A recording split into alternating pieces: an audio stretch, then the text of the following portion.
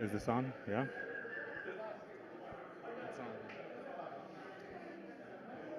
Good evening, everyone. Welcome to the graduation ceremony of 2022. Tonight, we will have two programs graduating. Bonsoir, welcome. One program is the Executive Doctorate in Business Administration of École des Ponts Business School of École des Ponts Paris-Tech.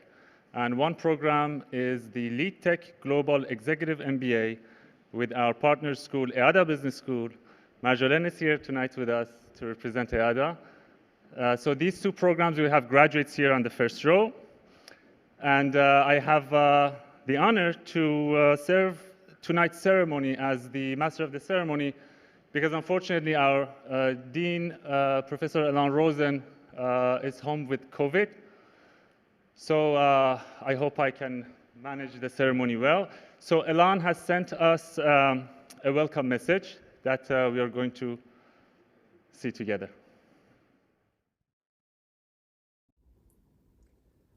Hello, good evening, and welcome to the 2022 graduation ceremony. First of all, I'd like to welcome my dear friend and our special guest of honor this evening, Frédéric Delcroix. Thank you for being here, and sorry I'm not there, but I'm at home tonight with COVID, and so I'm following you all on live stream, but I can't be next to you. I'd also like to welcome all of our guests, our future graduates, the families, the teams, faculty members, and like to say a thank you and a special thank you to all the teams that led up to this evening. Team EADA, thank you for being here. Our LeadTech Executive MBA partners, thank you for Jordi, the Dean, who you'll hear from shortly. Thank you, Marjolaine, and the others who have made the trip. I'd like to thank Team École des Ponts Business School. Really showed a lot of dedication helping get the graduates to the finish line here. I'm thinking of Dr. Santora, Professor Suman Madwell, Saman, Hannah, Mona Lisa, Hina Karen, and many others.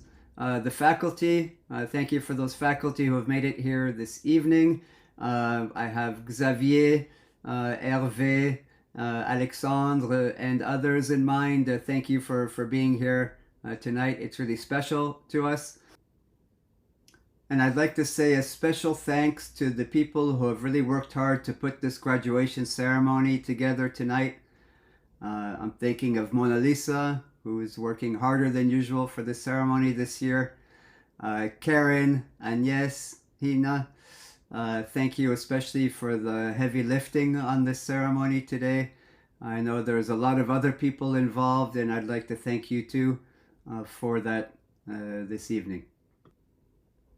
And before I hand off to Anthony Bryant, the director of the NPC, who has also recorded a video for you tonight, I'd like to give a very heartfelt congratulations to all the future graduates that are here tonight, and even those who weren't able to make it to Paris tonight.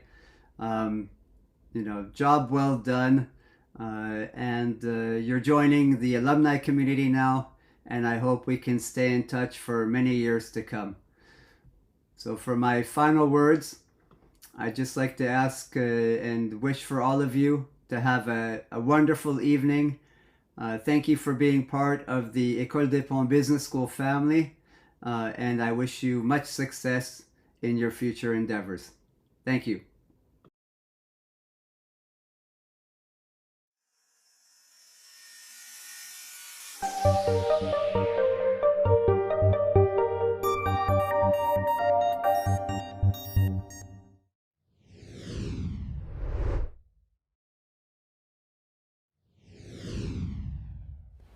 Dear esteemed guests, guest of honor from Frédéric Delcroix, Dean Diaz, Dean Rosen, Executive DBA, Global Executive MBA, and LeadTech Executive MBA graduates of 2022, families, friends, and staff. It's my great honor, as the recently appointed director of the École Nationale des Ponts et Chaussées, also known as École des Ponts Paris-Tech, to share this special evening with you and to open the 2022 graduation ceremony organized by our business school. To begin, my apologies for not being here tonight. Now that we can once again get together physically, I'm sure that watching me on screen is not the same as me being there in person. For all of us, the last few years have been extremely challenging, so it is nice to be able to celebrate things. And tonight is a celebration of you completing your most recent studies, a celebration of your learning journey, a celebration of your graduation, and a celebration of you joining the prestigious École des Ponts alumni. About 10 days ago, I had the chance to visit the campus where you are now sitting and to meet Alan and the team at the École des Ponts Business School. They gave me a taste of how much care they bring to their programs, about how diverse the staff, the faculty, the participants, and the graduates like you are, as well as a small idea of how challenging the programs actually are. I left quite impressed, and as a result, I also would like to celebrate this evening your resilience, your determination, and your achievement in getting to the end of your respective programs, despite all the many challenges you and we have had to face. It was certainly not easy, but you got it done. My sincere congratulations. Allow me to say a few words about the École des Ponts ParisTech, that I now have the honor and the privilege to lead. Like you will be by the end of this evening, I am an alumnus of the École des Ponts. We are not only one of the first civil engineering schools, but also probably one of the only schools that can say that we have been training thinkers, doers, and leaders for over 275 years.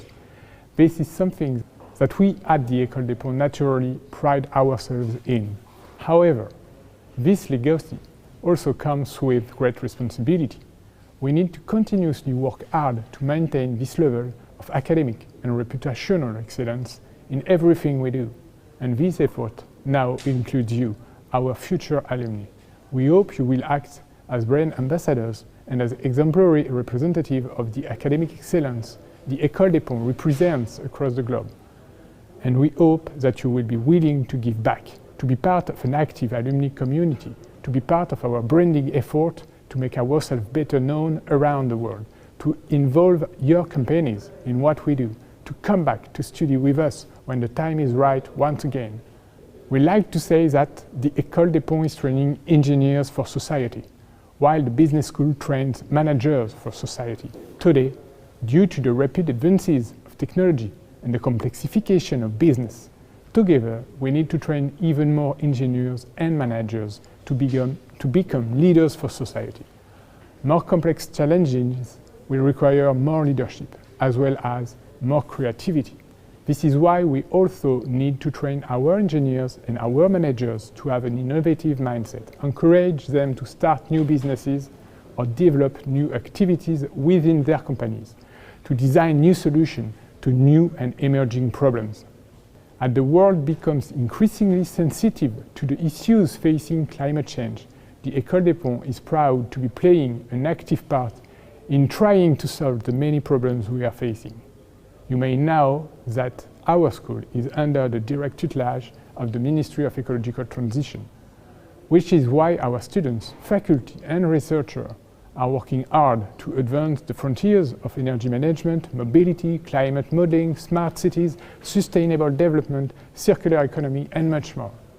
As a society, we are also facing new challenges relative to inclusion, to diversity, and to the role of women in leadership and management. In this respect, I am very happy to see our business school encouraging higher levels of participation of women in programs and salute the diversity of the student body. Coming back to you, very near future graduates and alumni of École des Ponts. The program you are graduating from was designed to challenge you. It required you to put in many hours of work. It asks you to demonstrate ability, commitment, dedication, discipline, perseverance, and a strong desire to develop yourself and your potential. If you have made it here today, it is because you share these important values and you have made the necessary personal investment. For this, I thank you and congratulate you. Allow me to remind you that when you receive your diploma in a very short time, you will be carrying a strong symbol of a long tradition of academic excellence for the rest of your life. You have earned the right to be an École des Ponts alumnus, but that right also comes with responsibility. We count on you to carry the school's tradition and values with pride, respect and honor, and we count on you to make us proud of your inclusion in our growing community of alumni. To conclude, allow me to officially welcome you and officially open the class of 2022 graduation ceremony. Thank you.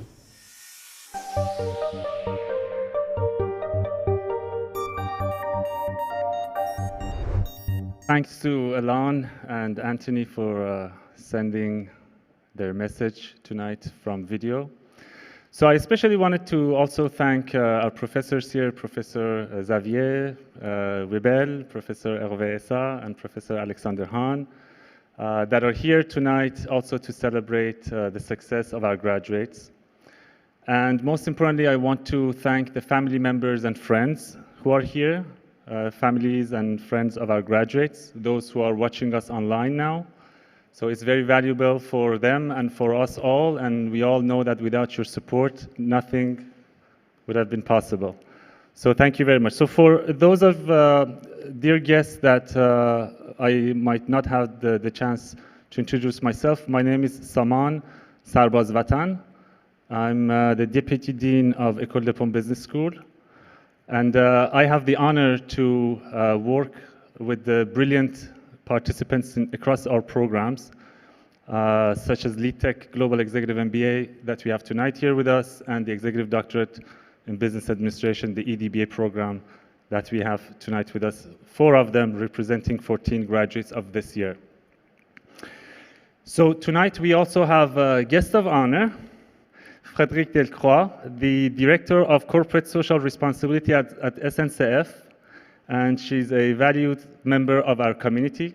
Please welcome Frédéric on the stage. Thank you.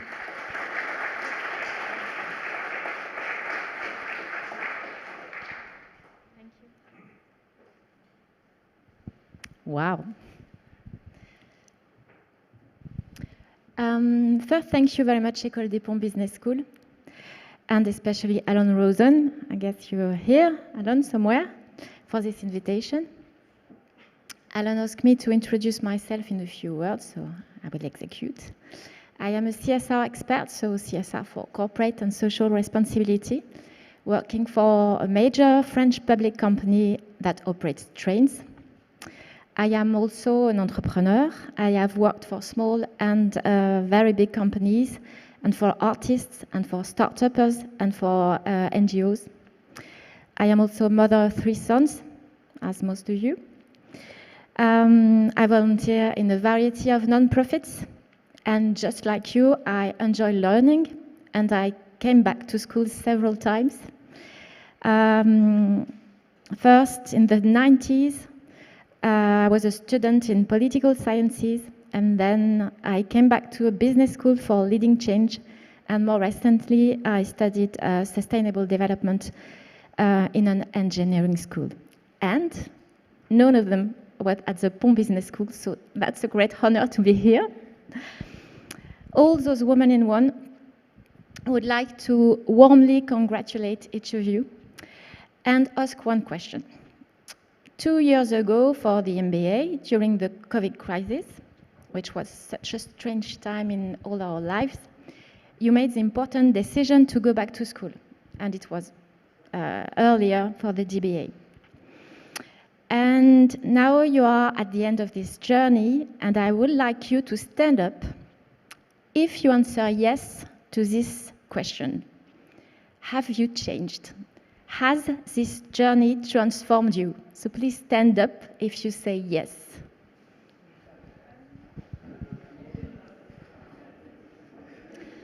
And if you agree, I'll take a little picture.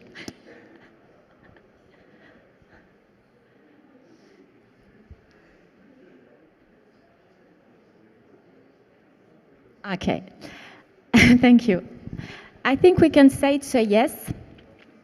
You have decided and experienced deep transformation of yourself And this is the point.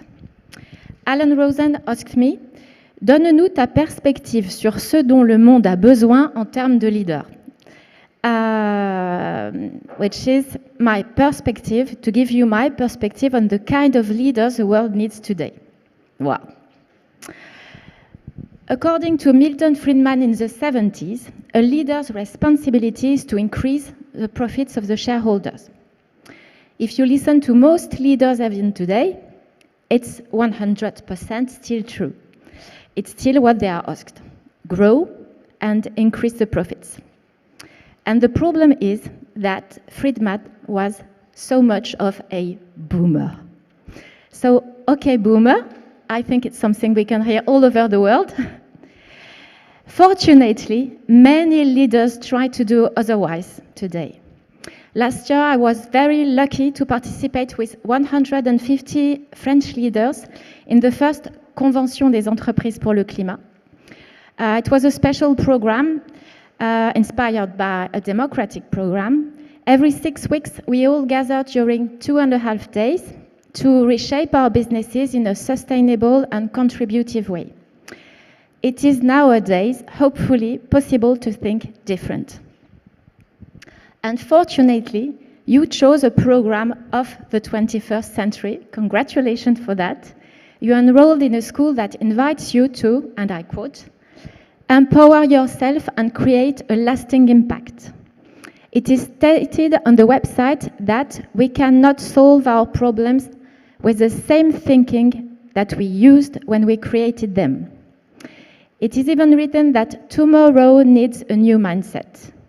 Choosing this MBA or this DBA rather than another, you said yes to Alan Rosen writing, our mission is to ensure a positive transformation of our graduates so that they can, in turn, contribute to positively impacting your world, our world. Yes, the role of a leader is to transform the world.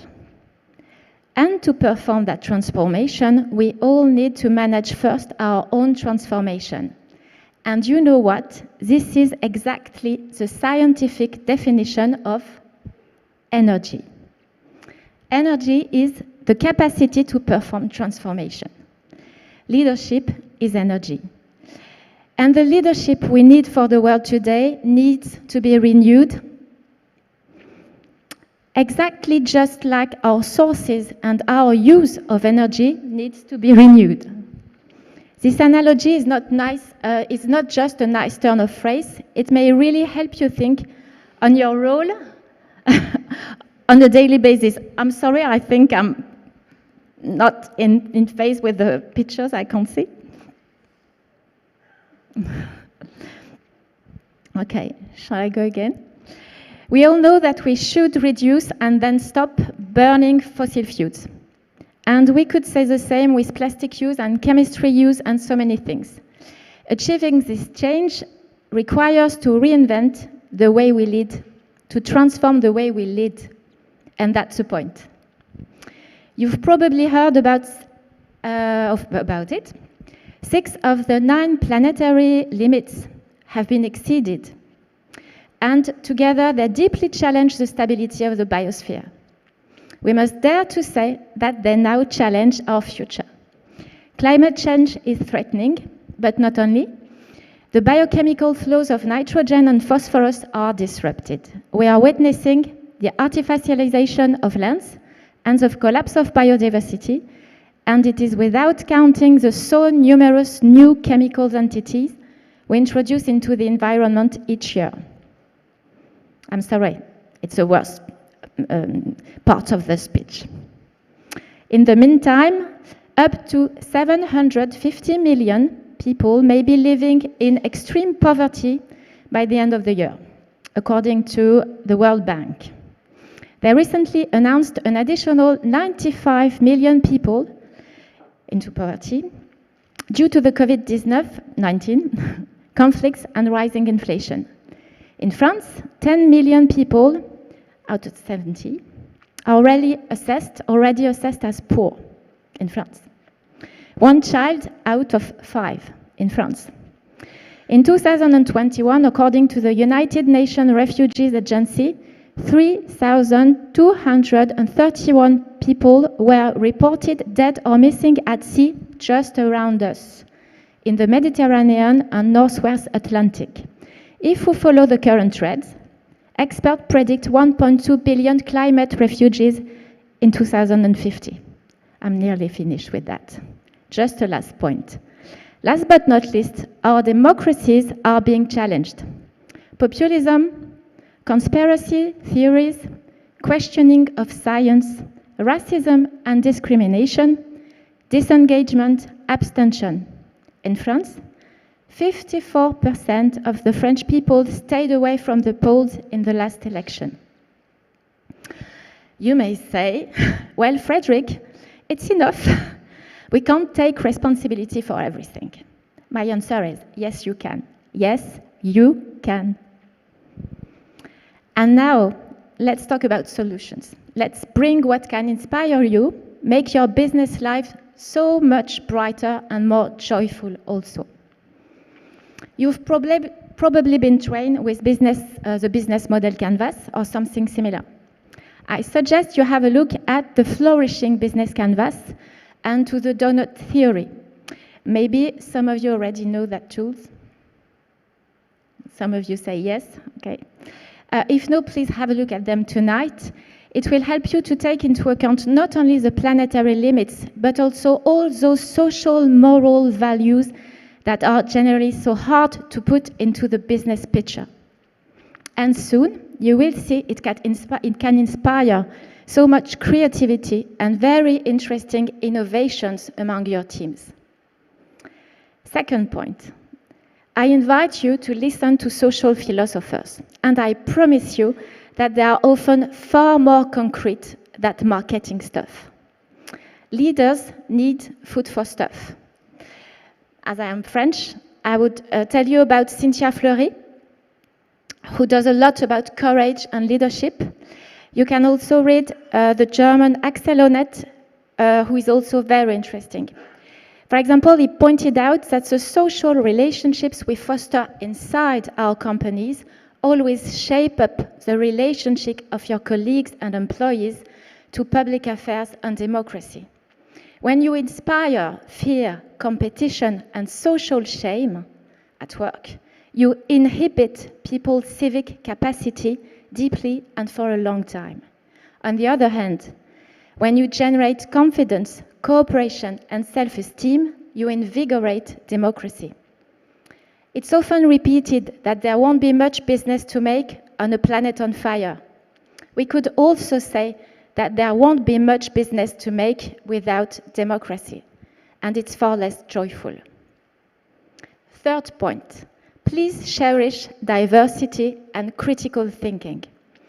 First, you cannot feel the trends at stake if you don't live with the world. Then, you must avoid the risk of conformism. We often hear that people should be positive with a constructive mindset, etc. It's partly true, of course, but it's not sufficient. Gaston Bachelard, a French philosopher, wrote, "On pense comme on se heurte," which is, we think as we bump into each other. Probably it is why Alon invited me here today. Thank you for that. And this is my last point. Stay open and seek for opportunities to reflect together with other ones. The imperative of the ecological and social transition has opened up the most exciting territories. Despite all of the terrible things I mentioned earlier, every day I am amazed at all the intelligence that is being deployed at the moment, all the proposals that are being made, all the creativity around. It's a source of infinite joy, and we need this enthusiasm to tackle challenges.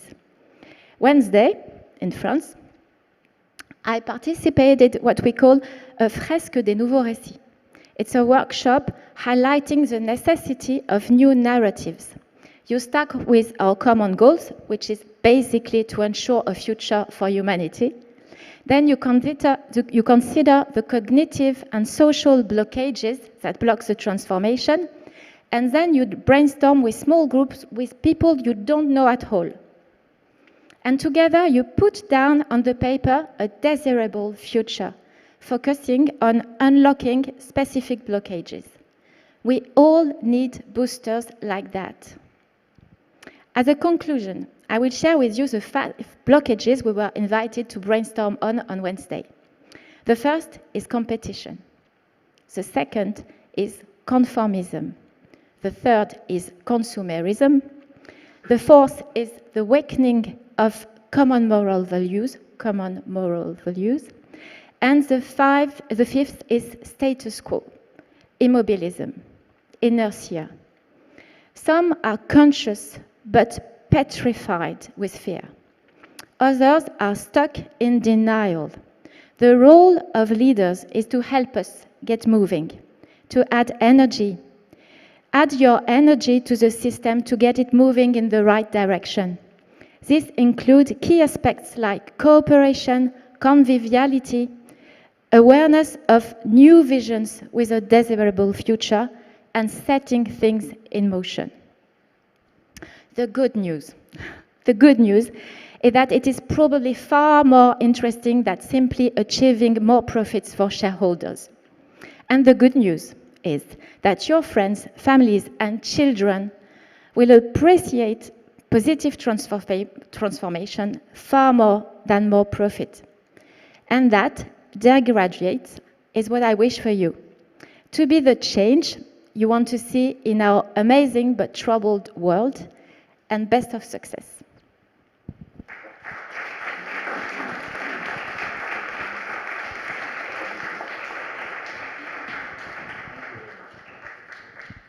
Thank you very much, Frédéric, for the fantastic speech. So I'm very glad to hear from an expert working in CSR in one of the major brands in France and globally. Her without knowing the type of the projects that we work in the program, and also the type of the doctoral projects that our E-DBAs work on. So it's very fulfilling to have this reconfirmation of experts and ambassadors of change on the importance of caring. And I really personally take pride in the fact that the school, the programs, we really revolve around change and impact. From our Circular Economy Research Center to our Center for Policy and Competitiveness, which is the Harvard affiliate network, to the programs, to the focus of the doctoral projects that mostly we have environmental, social, economic impact, a lot of inclusion and equity challenges that we have. So that is the contribution that our E-DBA participants and graduates are putting the effort into to address those challenges and bridging the gap between academia and practice. And then in the LeadTech side, we have more hands-on, practice-oriented, working very tough, seriously challenging work exactly around the innovation challenges and leadership challenges that we have incorporated into the program. So it was up until maybe 3-4 hours ago that our LeadTech graduates were presenting their innovation challenges, mostly around circular economy, ESG, SDGs, they're always there, CSR, and the care for the environment. So this LeadTech Global Executive MBA program is delivered by our partner school, EADA, which also has a very strong footprint in terms of sustainability and training the executives and managers of tomorrow, like we do here in France with a different DNA. So our partner school, EADA, is doing a fantastic job on the other end of the program. So Dean Jordi Diaz, Dr. Jordi Diaz is not with us tonight, the Dean of EADA Business School from Barcelona, but he has shared some welcome message for participants and graduates. So if we may have Jordi on the screen, please.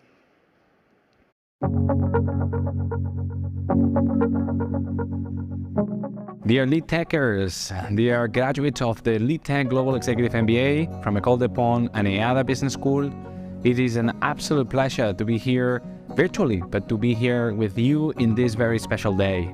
This journey is getting to the end, but as we like to say, in an institution that is celebrating this week, is celebrating 65 years of existence, this is not by any means, this is the end of your connection with our institution, which I guess also is going to be not the end of your connection with École de Ponts.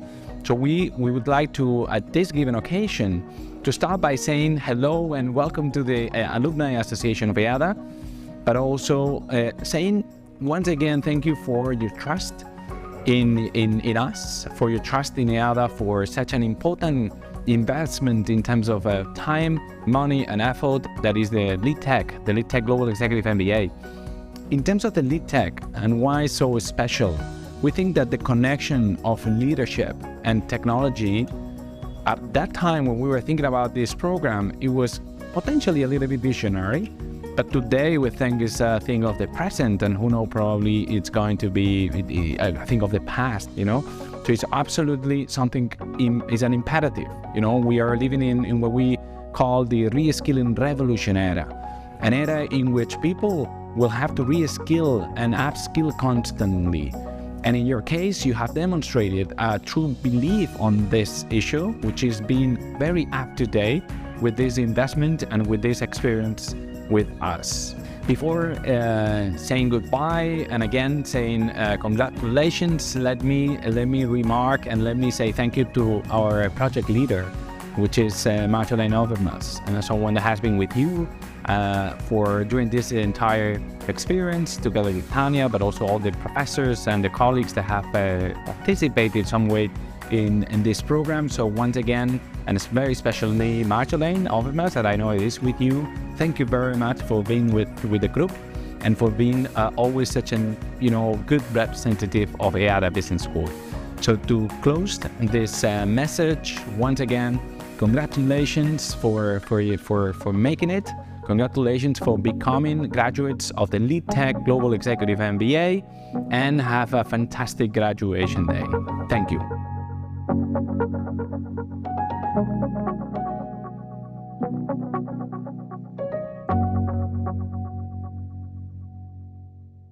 Jordi.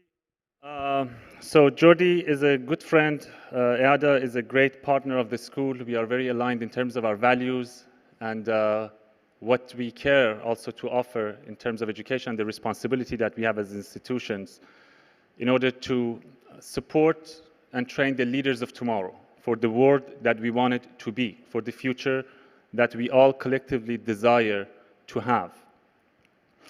Jordi is also, Dr. Jordi is also a graduate of E-DBA program, which we are going to have the director of this E-DBA program, Dr. Joseph Santora, who couldn't unfortunately join tonight here with us, but he has also a welcome message. If it's ready, let's hear from Dr. Joseph Santora, the director of the Executive Doctorate in Business Administration program of École de Ponts Business School.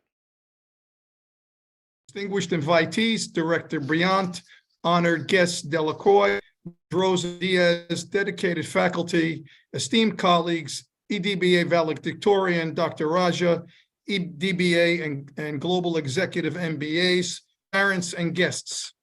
I bring you my very best on behalf of our E-DBA team, including Max, who's in my arms, Hina, Dr. Melissa, Dr. Suman, Dr. Saman, Nelly, and Agnes.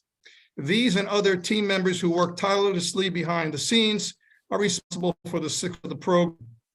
To the graduates in attendance and those attending remotely, congratulations on your graduation from the École de Ponts Business School. You've worked hard. I see that you have indeed followed my advice to just do it. Your journey has not ended, but it has just begun. We have given you the tools. Now you need to use them in your practice, your employment, your teaching, your writing, and your research, and your lives. Once again, my very best. God bless. Enjoy your evening.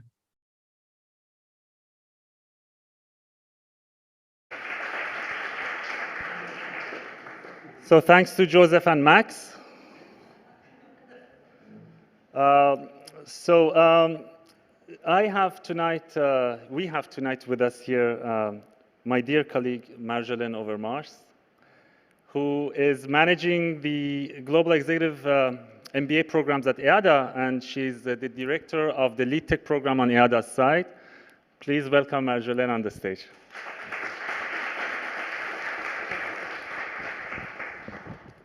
Still laughing about the dog. Thank you very much, Saman. Good evening, everyone. It's awesome to be here with all of you. It's very inspiring, especially the LeadTechers, to see all of you together, all the 19, the first time in the 14 months since we started the program. And it's really amazing. It is, I've been with you since Thursday afternoon. You have been very busy, but I've enjoyed a lot the few moments we could spend in between your work. So it's great. I'm really glad to be here. It's double feeling because it's the last time that we see each other in this format. So we have to find ways to keep in touch. So this has been a very intensive period for you, the past 14 months. Intense because of COVID, intense in managing in VUCA times, intense in matching your expectation with your experience, intense regarding personal issues that several of you had to cope with, illnesses, beloved ones leaving this world, relocations, relations broken up, new jobs, new babies, a very intense period as well in workload. I'd like to congratulate all of you for having gotten this far. You are heroes for having overcome countless hurdles to reach the end of your LeadTech program. A huge challenge, so congratulations. Those of you that are sad that your program is almost over, remember that if you like, you still have the chance to join us to Singapore next year. Last year, only 5 of you joined, so remember, in June, we will have a place reserved for you. Congratulations as well to your families and friends. For them, these 14 months also have been very challenging. I'd almost say that they have finished their own master, maybe even tougher than yours, as they lacked the intrinsic stimulus of doing a Gemba, without the contributions and the support of the classmates, forced to stay in the background and maybe even needing to motivate you now and then when you were asking, what am I doing this for? So families, friends, congratulations, and thank you very much for your support. You have invested, back to the graduates again, you have invested 14 months of your life into this global EMBA. Time, money, efforts, plenty of all three, to become better professionals, to grow personally, to be better prepared to make a difference, and to extend your network, to build new friendships, something so valuable that I hope they will last eternally. Hopefully you will also keep your bonding with both schools, with EPBS and EADA. We will need you as ambassadors, inside and outside your companies, in our society, sharing what you have experienced here and sharing our values. Yesterday, Saman and Alexander, we had a drink together, and then Alex asked Saman and me, what's your feeling? Are you more happy that the cohort is about to finish, or are you sad that it is over? And I don't know if you said something, but I said, okay, it's really double, as I started with. Of course, we are proud that we could accompany you in this process, that you could bring it to the end. But it is, as I said, it's a sad feeling because I will miss you. It is, this is an experience that's coming to an end. And I really realize now that I haven't talked enough with all of you. We haven't spent enough time together, so I hope the opportunity will come. And please, whenever you're close by in Barcelona, some of you are living there, let us know and we will see each other. So thank you for your friendship. Thank you for your trust in us in both schools. Thank you for trusting us to take this very important step in your lives. I hope that you consider it as a step well taken, as a step on the road to further success, to further joy, to reaching your Ikigai. Thank you very much, and stay in touch.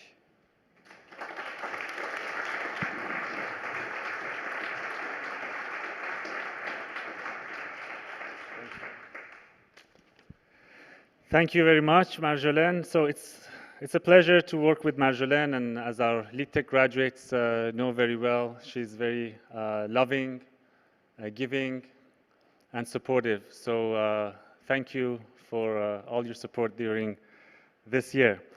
So in line what Marjolaine was referring to, we know that the program was challenging, and we know that sometimes we pushed you out of your comfort zone. But for my part, I'm not sorry about it, and I would do it again. And I dare you to keep with us, like Pejman, Sarah, and Marine that are joining our E-DBA program, have joined the E-DBA program, and we will do it more.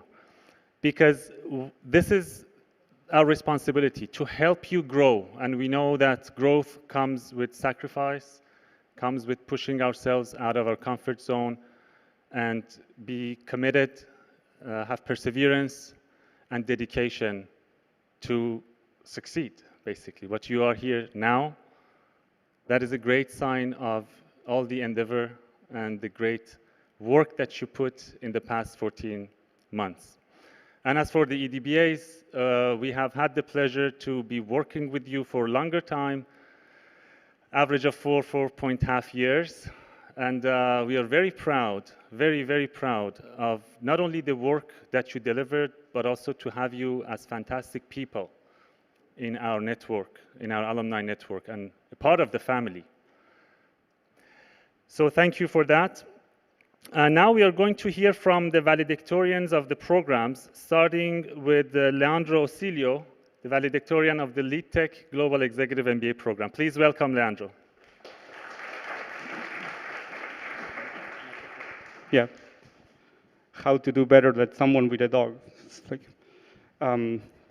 So first, I wanted to say thank you to EADA and École de Ponts, excuse my French, for hosting us during this journey. Also to the professors, the coaches, and everyone that helped organize the international trips to both Silicon Valley and Singapore. I wasn't there, but I know it was amazing for the guys that got to attend. I also wanted to take a minute to appreciate the families of everyone in the cohort. It's been a very long journey. A lot of life-changing events for a lot of people, and especially to my family. They are watching now, and they are going through a very difficult time. So I love you, and this is for you as well. When I spoke with Saman and he asked me to do this, I remember I was honored and super excited for about 10 seconds. Then I remembered all the stuff that we needed to do before coming here, and I started to freak out, and truth be told, I finished writing this like an hour ago on an Uber, so maybe it's great. So when you told me, I started thinking about everything that we've done so far along the way, technologies we talked about, coaching sessions, all the discussions we had as teams working on things, and I struggled to really find a topic along the journey that I would highlight more than the rest. So then I remember like two very specific things. First, technologies that we looked at now may not exist 10 years from now. So the most important thing is not if we picked up the technologies we discussed about, but if we are ready to pivot and get ready for the future as well. So I then remember something we said with Marine, Caro, Vishak, and Eric during our first assignment with Hervé and Xavier, where we talked about how should we behave or how should we be in the future. Sorry if I remember it wrong, but we talked about being like a tree, make our values be the roots, and ourselves behave like trees behave with the wind, be able to move and swing to adapt to things. And like Javier and Hervé told us back then as well, emotions are welcome. That's life. So now I wanted to take a moment to talk about what for me was the biggest learning experience along the journey, and it's a single word. It's perspective. I think it's a super powerful tool. When we apply it to our day-to-day, often wisely, it makes suddenly things look much easier. We usually spend our lives worrying and focusing on things that if we would just take a moment to use a little bit of perspective, they wouldn't be as bad or as relevant as we make them. Perspective on the day-to-day helps you hear other people and listen something you need to change or something you need to adapt. And when you combine perspective with time, life makes so much sense. So I would really wish all of that for you. My final wish is to keep learning, try, fail, learn, try again, and keep doing it along your lives. I wish you all a life full of moments that are anecdotes with your families. That's the most important thing. And I wish you one where you have very little of those moments where you say, when I almost did something, or when I almost tried. Sorry. And most of all, I would really encourage you all to not think about changing the world. That's something that we do all the time. We always discuss about I'm doing this project, and it will change the entire world or solve something for everyone. Instead, I would really encourage you all to look around you and change the life of one person that you have around you. The world will be so much better immediately. Thank you.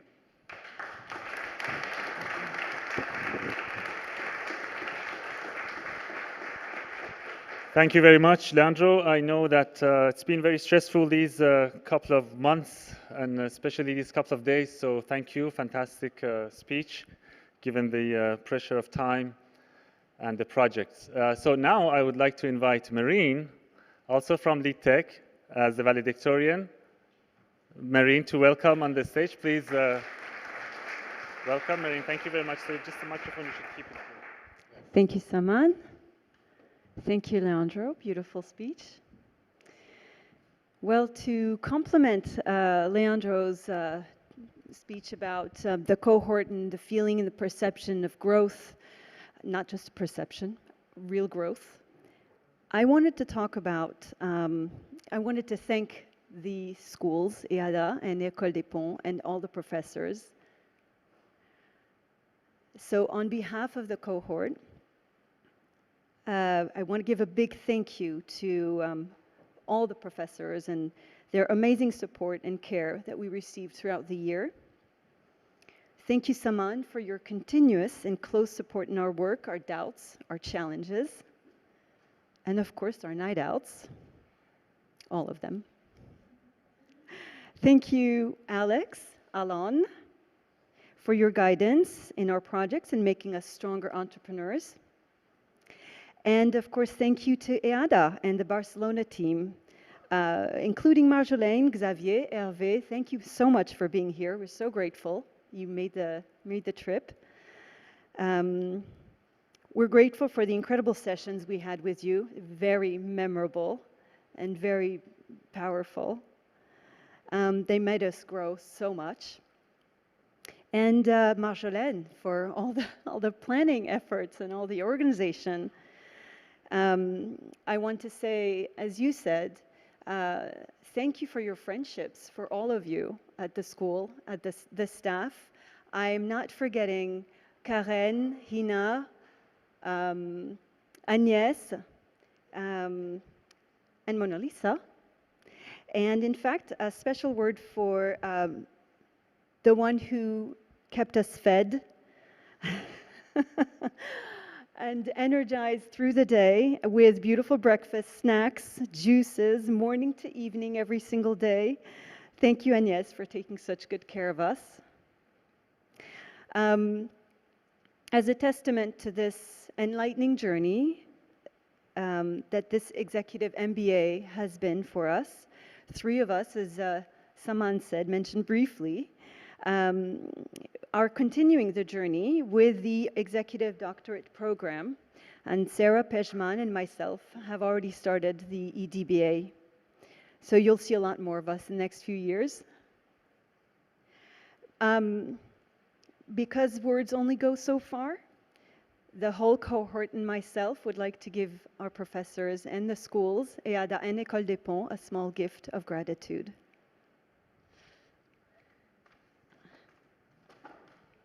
Thank you.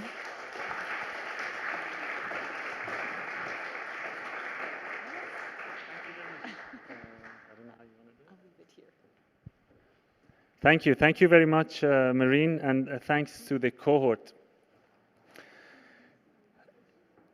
It's been a fantastic 14 months with you, maybe more with the online courses that we started earlier. So I am very privileged to have worked with you in different functions, sometimes as the admin of the school, as your professor in a couple of courses, and also for the project lead for your innovation challenges. So I'm very happy to see that you all went through that transformational journey, personally and professionally. And this just makes all of us at the school, working at the school as faculty, as the administrators, really proud of having a purpose of what we do. And thank you all for that. In our E-DBAs, we are very proud of the work that you're doing. And although we get to work in a less hands-on manner, but intellectually speaking, we are very well connected over 3 and 4 years. And I'm personally proud also to have been there to support you and to be a part of this transformational journey. So with that, I'd like to invite Dr. Raja Dutta to join us as the valedictorian of the E-DBA program here. Please welcome Dr. Raja Dutta.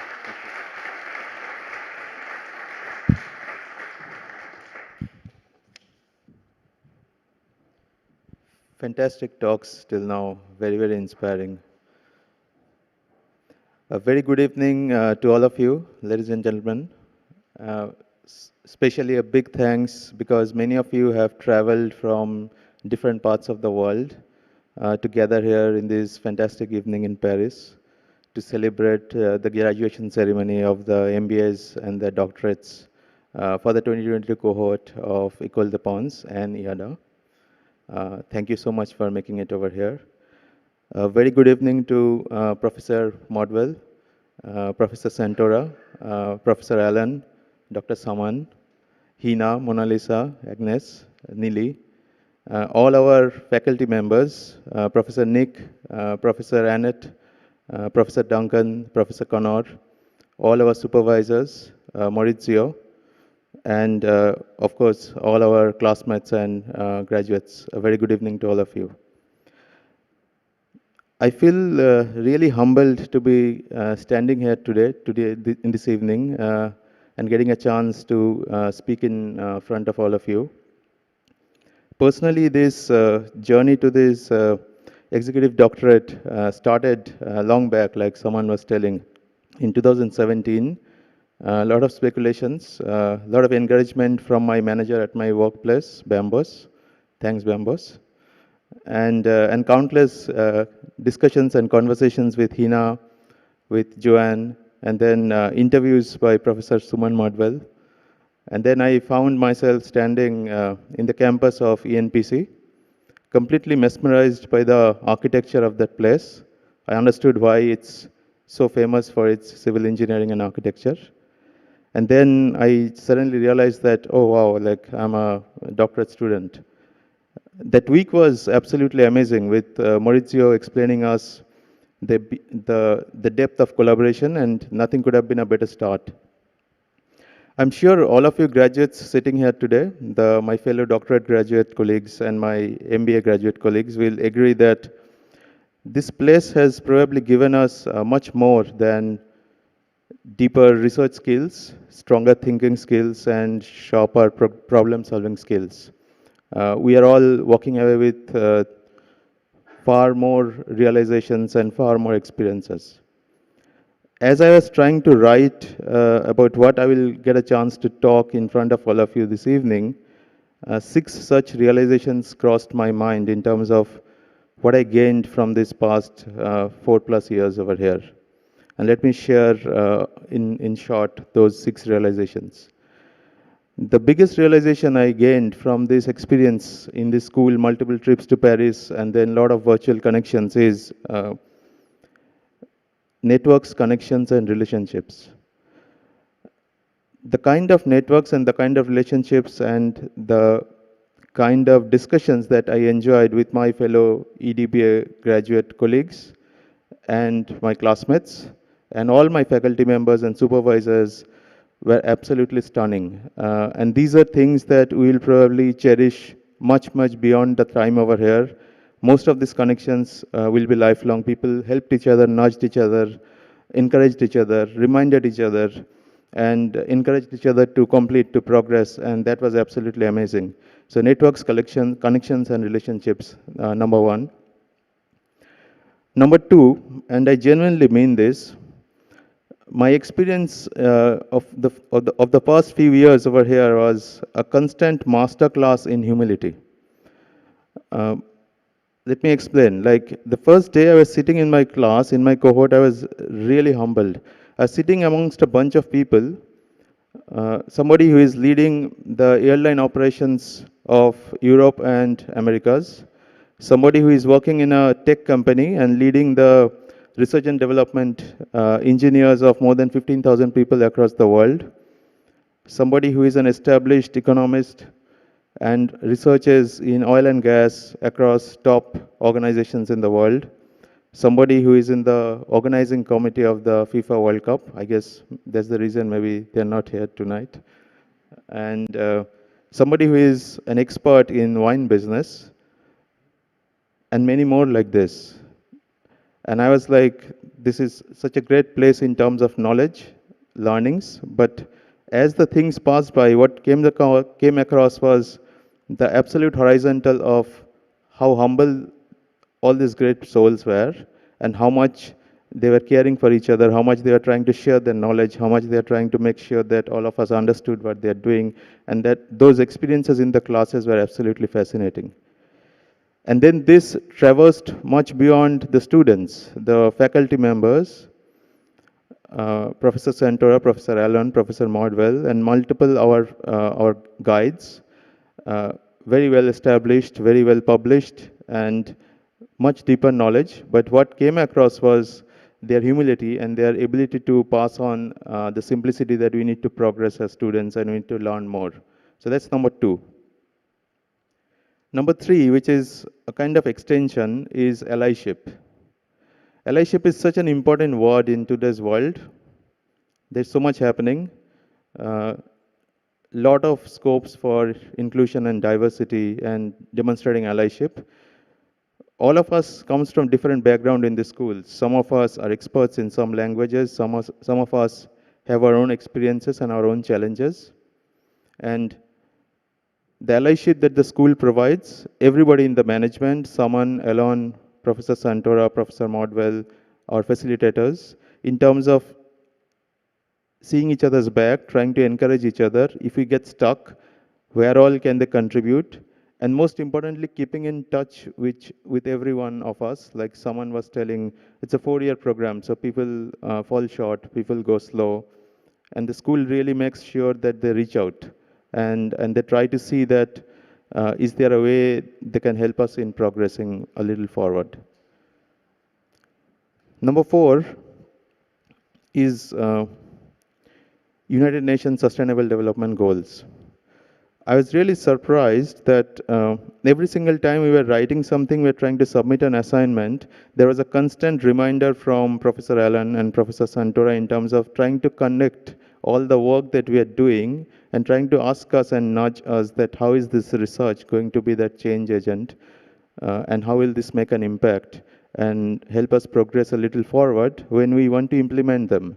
Because as doctorate graduates, we should implement and we should try to implement and be that change agent besides just publishing. And we'll publish, but we'll also try and implement everything that we do. So that's number 4. That's really stayed as a realization, the United Nations Sustainable Development Goals. The 5th one is the drive for excellence. While all of these are happening, the school has a tremendous drive for excellence. I really don't know when Professor Santora actually sleeps, because every time you write to him, he actually responds very quickly at any time of the day. And he literally says that, sometimes he says this is wrong, you need to get it done and restart once again. And sometimes he will say it a little nicely. And then everybody else, Professor Alon and Saman, they will always connect us to the right people who will help us progress with our paper. Sometimes we'll try and probably get a familiar face as the facilitator, as our supervisor, and these are the guys who will say, no, no, no, you need a different supervisor, because this paper needs a different level of supervision, a different subject of expertise. So I would say that the center of excellence and the real push of the school to publish things in a really, really nice way and get it approved is absolutely stunning. Small example, my own quantitative research paper got accepted by my supervisor in its 21st edition. And only then he agreed to forward it on to Professor Santora, not before that. And then the last one is the symbol of courage and the change agent. I think someone was also mentioning in one of his speeches during the day today. I think once you are done with this program and you are graduating, it's very important that we continue to be a change agent and we continue to be the symbol of courage, because we are supposed to implement what we are doing, and it will need us to be a change agent and to be a symbol of courage. I come from a city called Calcutta in India, and Rabindranath Tagore is a very famous global poet and an author from the same city. He won the Nobel Prize, and he has been a change agent and a symbol of courage over the centuries, since the time he has started writing. In fact, at the age of 60, he actually showcased his courage by starting to paint, in spite of being an author and a poet and a pretty global poet. He actually got the courage and did more than 80 plus paintings, and actually decided to do the first exhibition a few kilometers away from here in Paris in 1930s.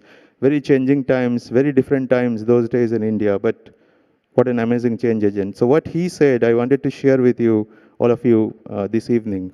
What he said is, if they answer not to thy call, walk alone.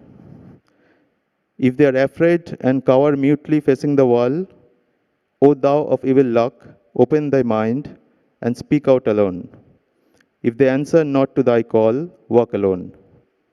If they turn away and desert you when crossing the wilderness, O thou of evil luck, trample the thorns under thy tread, and along the bloodline track travel alone. If they answer not to thy call, walk alone. If they do not hold up the light when the night is troubled with storm, O thou of evil luck, with the thunder flame of pain, ignite thy own heart and let it burn alone. If they answer not to thy call, walk alone, walk alone, walk alone. So that's an amazing few lines to all of you graduates tonight, to be that symbol of change and demonstrate that act of courage. Before I conclude, I want to congratulate every one of you graduating here this evening, all the MBA graduates and all the doctorate graduates. 4 of us are here, and there are a few who couldn't make it. More than the graduates, I'd also like to congratulate all the family members. Your support, your courage, your strength, your motivation, and your push has been extremely valuable. Without that, I don't think the graduates sitting here today will actually be sitting here. On my personal front, I'll really like to thank my wife, Olivia, who has joined me this evening for this event. She has been a huge source of inspiration, motivation, and really helped me to come this far. I'd like to thank my parents. Since my childhood, immense amount of sacrifices, motivation, and push to me to constantly acquire more learning and knowledge. Without that, I'll not be taking baby steps, small steps, scary steps from my modest home in Calcutta and probably coming this far. My father-in-law and my mother-in-law are super proud. I think they're watching this live stream sitting from Calcutta. Huge thanks to both of you. And I'll also like to thank a lot of my friends, my facilitators, my supervisors, my brain trust colleagues, because they have really, really helped me in motivating me, energizing me at different points in time. So a big thanks to them. On a personal front, this program, last few lines, just because I get a chance to talk here, few lines on personal front. On a personal front, this journey was not very smooth for me, especially the last few months. Fell sick very badly on a very emergency note. A couple of days actually before planning to fly here, and then had to go through a surgery, missed classes, missed a week, missed some part of the program, had to come back. And then COVID hit very badly. My family got very, very strongly impacted, including I lost my father in the event.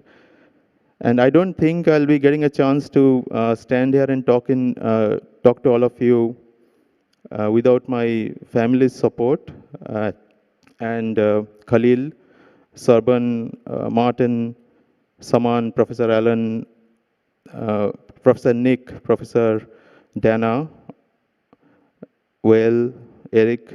Some of these people have really pushed me. Mona Lisa, Hina, they constantly checked on me, pushed me, and helped me to reach here.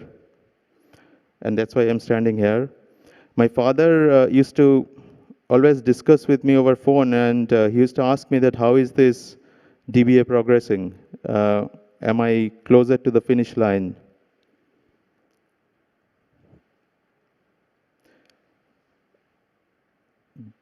This DBA is absolutely dedicated to him.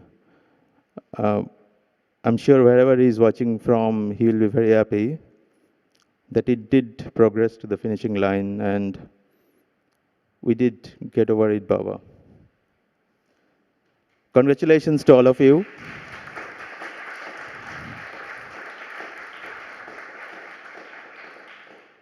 Once again, a big congratulations to all of you. A lovely evening. So please celebrate, and it's a huge moment of pride for all of you and your family members. Thank you.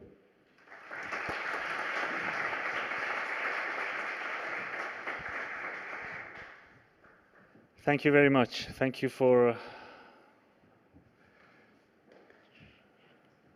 reminding everyone about the importance of support of the family and the beloveds. You're not the only one here. We also have participants of LeadTech who unfortunately lost parents during the program. So I'm sure that they are all very proud of you all and all your achievements. So at this stage, we are going to start the degree granting part of the ceremony. So I just explained the process. So I have with me Professor Suman Madwell, who is the Emeritus Professor of the school. Please welcome Dr. Suman Madwell here with me.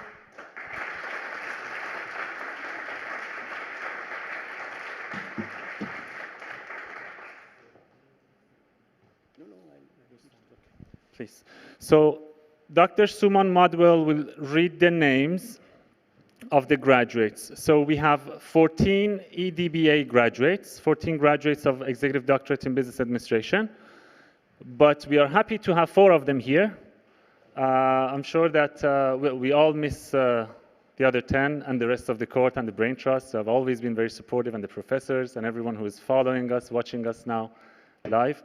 So once you're called on the stage, one by one, you walk up the stage, and then Mona Lisa will welcome you here. And she put the stole on you, you get stoled, and then you walk here, and I hand you over the diploma.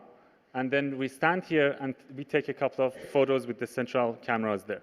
And then you walk down, and you stand there until the full cohort is completed, and then you come back for a cohort photo. So Mona Lisa, please join me. And this we don't need? Perfect. Are you ready? So I'm handing it to you. So you're starting with E-DBA online. Yeah. Please come. Right. So this is the climax, isn't it? Good evening. Bonsoir. Namaste. let's start on a footing where I feel that I'm a little one-up over you. Let me ask you, how many graduation ceremonies have you attended? 1, 2, 3, 4? Well, for me, this is my 32nd graduation ceremony, and I'm still going strong. It's a great moment, I know, something which you will cherish. Now, what I'm going to do is, first, I think, by the way, before, let me also say, as a sort of what they call full disclosure, in the previous years, I did manage to forget 1 or 2 names. And those guys are still floating around trying to search their diploma. So I'm in the good hands of Mona Lisa and Saman to help me to make sure that all of you cross the line, this particular line that he is. Now we are going to start with the DBA. And I want to say something just in half a minute. What are we actually celebrating? LeadTech as well as DBA. For the DBA, that you're doctors, for sure, you're going to become doctors. But I think there's something deeper, and I think some of you and Raja Datta and others, and someone hinted at that, and that is that you've gone through a process, a very involved process of research. And this is, something which has validated what you have done.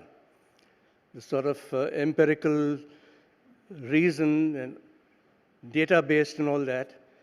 And this basically affirms that what you have done in all these 3 or 4 years is to have pushed a little bit, a very little bit perhaps, in the area of your domain, and more or less push the frontiers of knowledge. And that is something which I think we must really celebrate. So I think with this, what I will do is now call out the names. And I've searched for a one-line tag. There's something to identify you apart from doctor. So that is something which I will try to also read out. And let's begin with the online. Okay.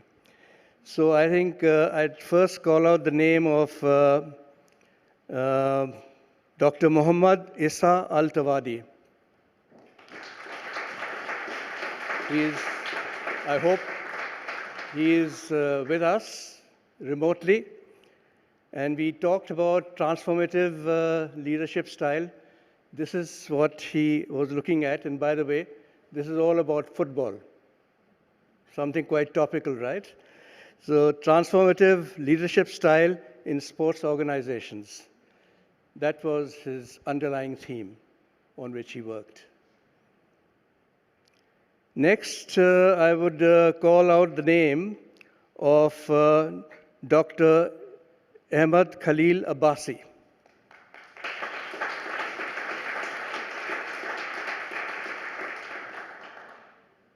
Guess what? Football again.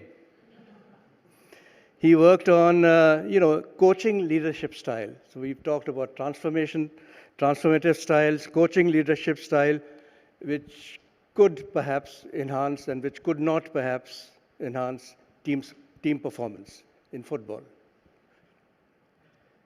Next, we come to Dr. Alan Stone.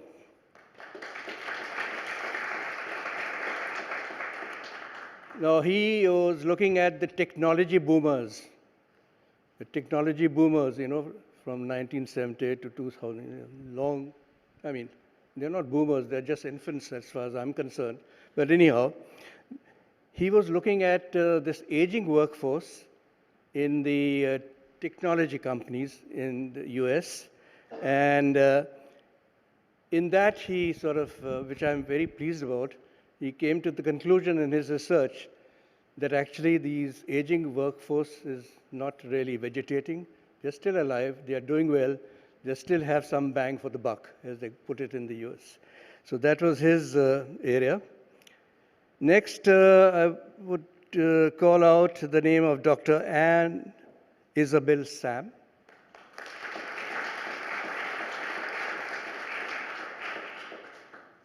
And this is all about, again, what you have probably in your LeadTech also been talking about. It's all current, isn't it?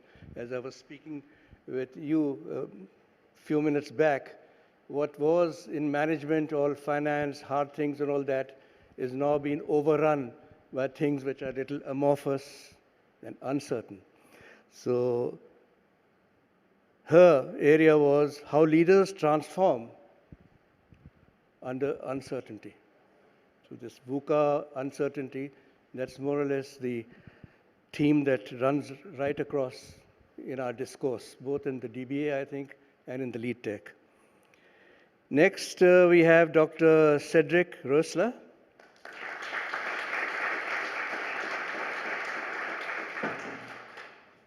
So this was work on key account managements in the pharma industry, and how this key account management in this particular industry failed, and the reasons and what lies ahead. Next, I would be calling on Dr. Ivan Cuesta.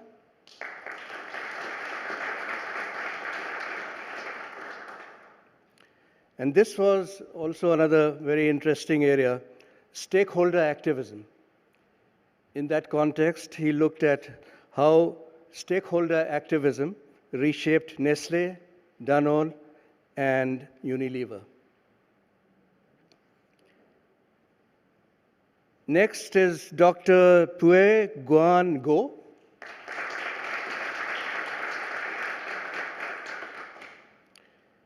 He worked in the Southeast Asian area.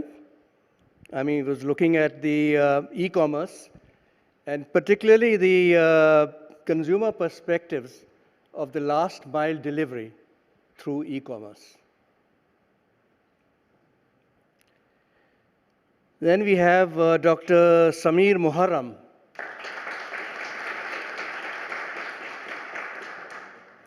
And this was Generation Y. That's where he was looking at the cultural dimensions, similarities and differences. You know, those type of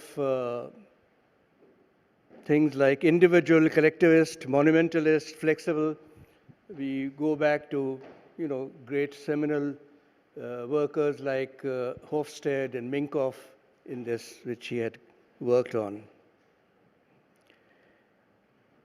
Next, we have Dr. Stéphane Rouillet.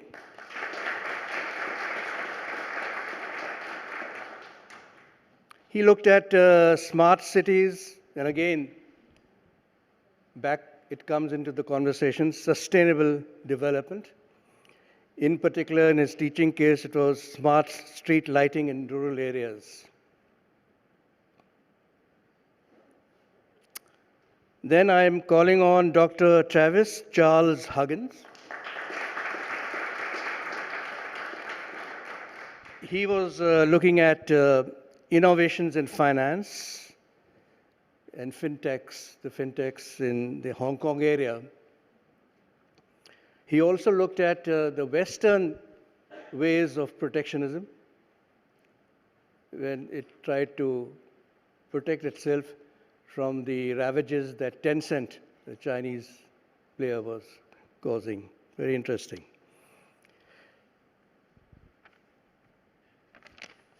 Now I think we come to those who are sitting in right here, in the front row, right? So who comes first? Alexandre, Dr. Alexandre Elec Corte.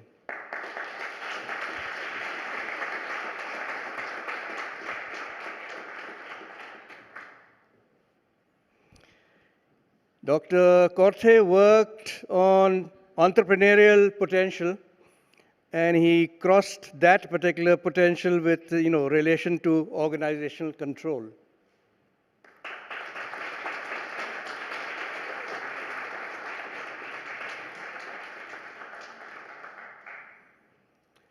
Next, we have Raja Datta.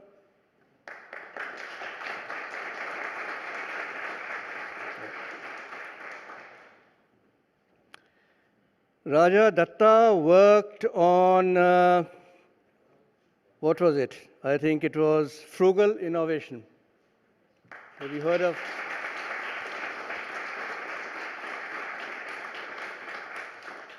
Frugal innovation is all about what we call in India, jugaad, right? I think that you're familiar with that.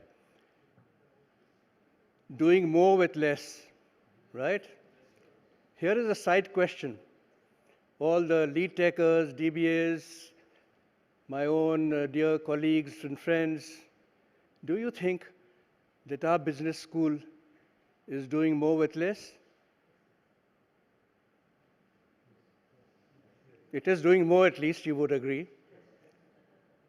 But it is less in terms of, what we have, the big brothers. So that's something very interesting in that context. Then we have Dr. Abdul Hamid Khalil.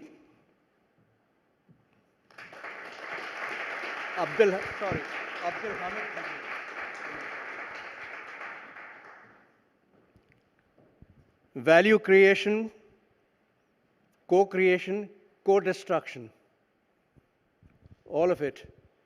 And the actual context was Morocco and the Royal Air Morocco, the airline.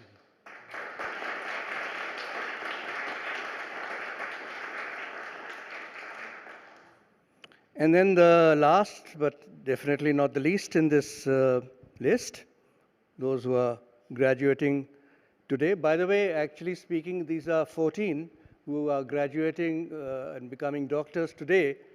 But I think, Mona Lisa, you had said in the last message that there are 41. There are 41 who have crossed the line so far. And obviously those are all of them from the E-DBA one, the first cohort till the fourth or fifth. So Sunoj worked on technology, innovation, and real estate in Bangalore.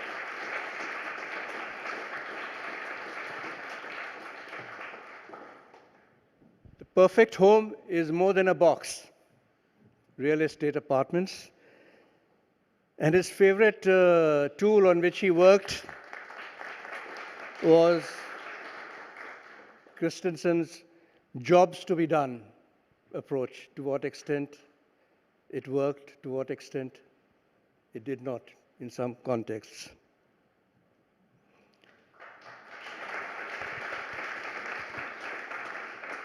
Now I think that, sorry? Yes, so now please come up and soon please also come up. Oh, okay. And Frederick, can I also ask you please to join me for this? Thank you very much. Thank you. Keep this one. Thank you very much.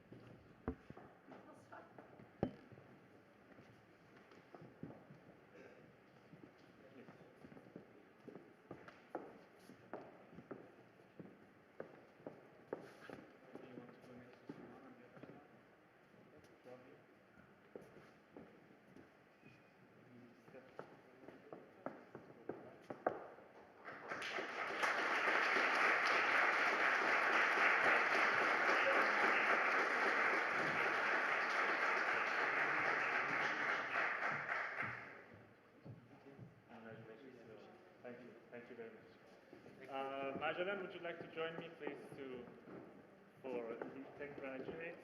So for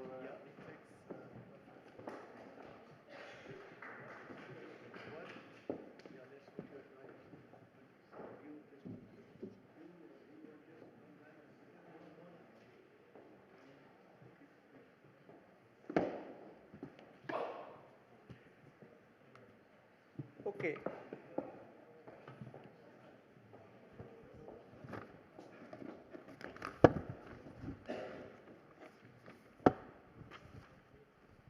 Right, so now it's the turn of the LeadTechers. Fortunately or unfortunately, I don't know which way. You didn't cross my path too much. But 3 of you have crossed the line. And I was so happy to meet the three who have now come to the DBA. Well, it's from Executive MBA to DBA. It's the next level in one sense. So I hope some of you would be also thinking about the DBA program. So I'm going to call out the names, and someone under whose control I am has asked me to hurry. And so therefore no one-liners, no one tag. However, don't hesitate while you're walking. If you want to say what exactly was your favorite project or whatever, no time will be lost, right? You agree?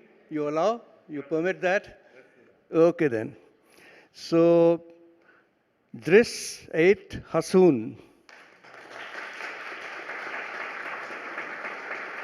Not here? Ah, okay. I'm sorry about that. Right. Okay. Okay, good. Next is Zana Aston.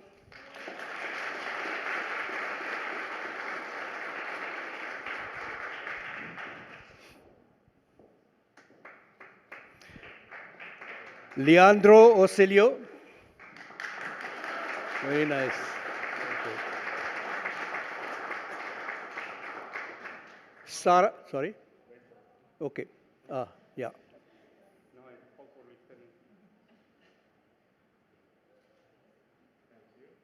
Right, okay. Tricia Kalande. Not. Congratulations.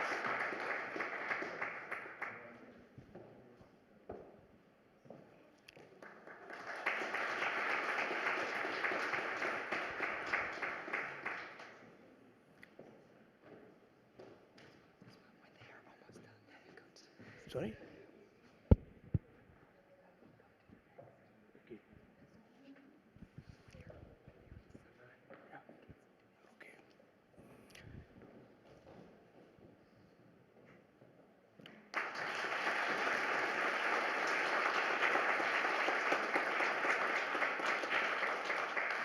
Next one, Francisco Ortiz.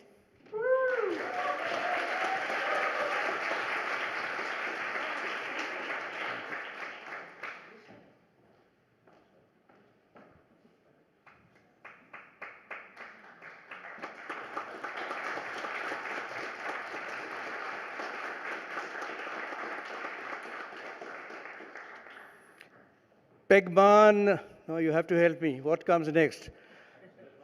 Hakshanas. Okay, that's it. Yeah.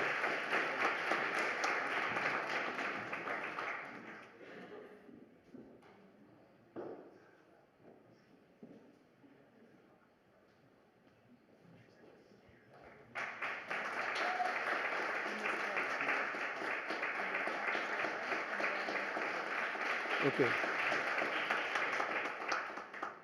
There you are. I think better late than never. Sarah Blues. Sorry.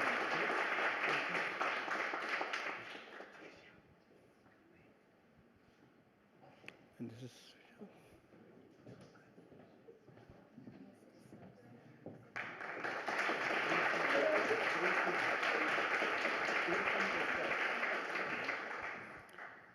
Vishak Jagdish Kumar.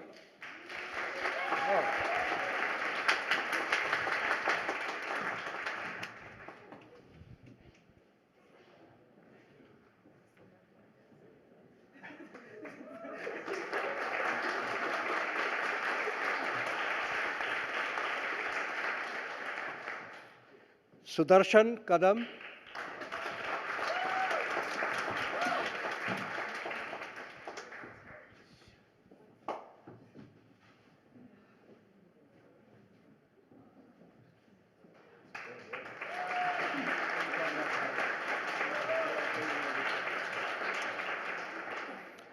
Divya Kiran Kalvakota.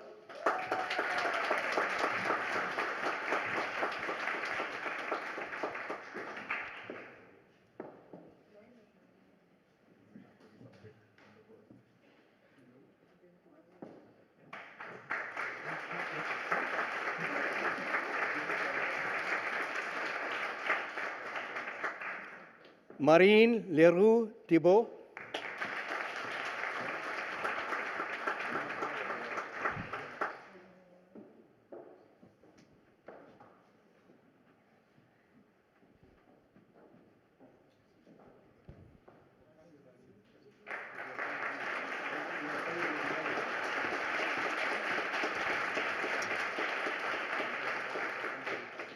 Faisal Nasiri.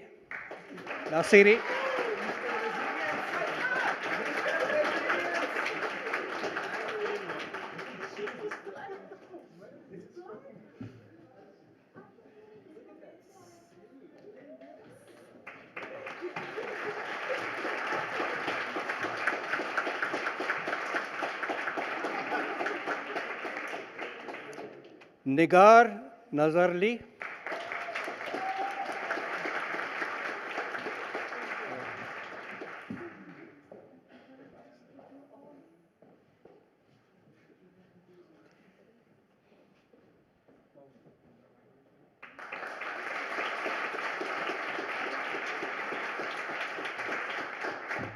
Tien Duc de Guen.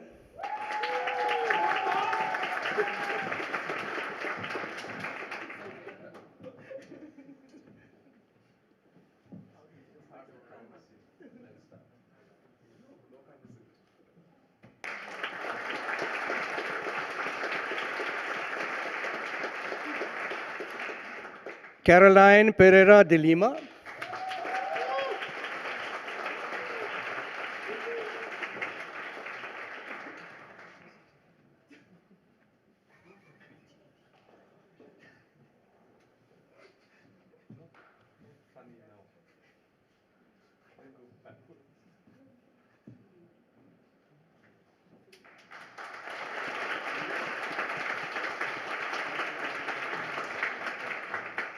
Shahnoza Rajabova.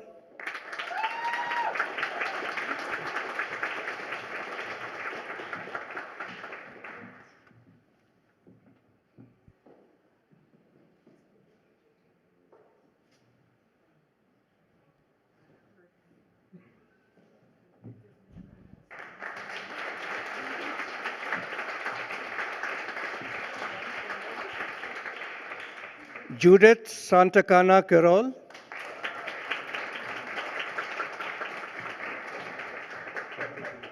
Thank you.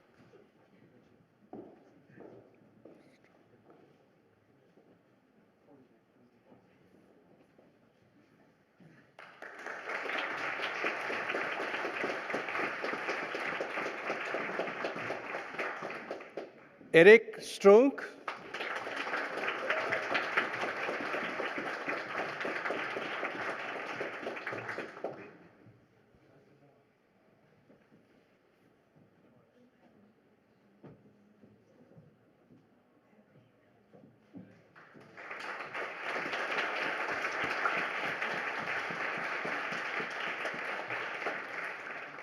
No, I'm guessing there seems to be one more. Who's that? Hana Usi Sepa.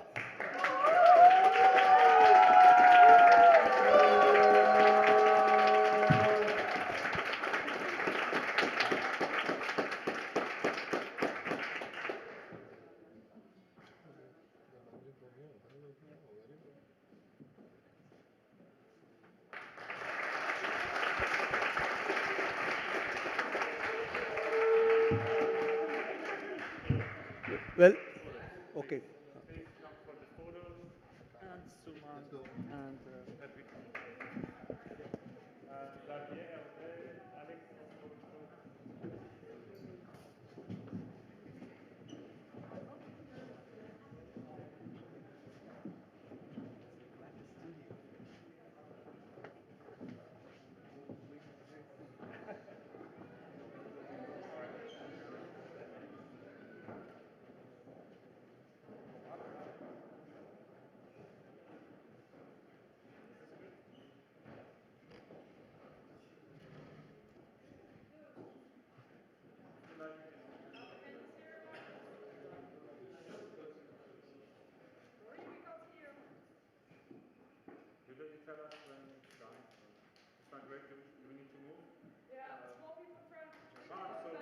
you don't mind just waiting there for the photos and then, sorry about that, doctors.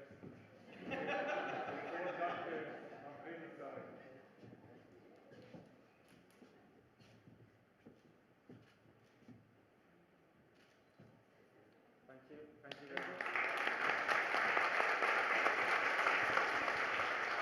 Thank you very much. Thank you very much.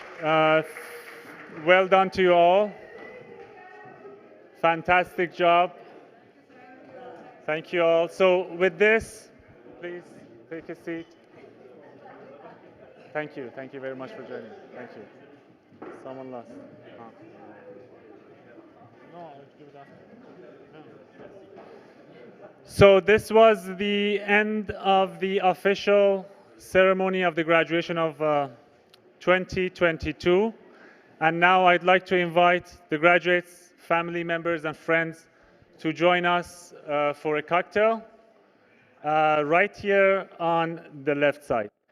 When the cocktail is being served, you are all free to come back here for taking photos. And then there is also a photo booth there, and we are moving also the panels here. So take your time, get something to drink, and you can come back here for photos with your families and friends anytime.